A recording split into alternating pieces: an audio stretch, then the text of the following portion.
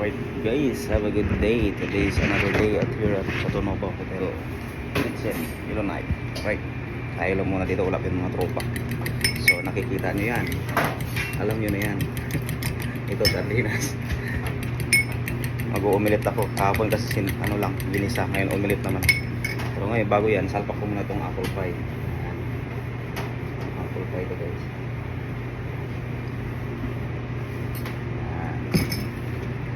Para bang ito yung naluluto sa oven,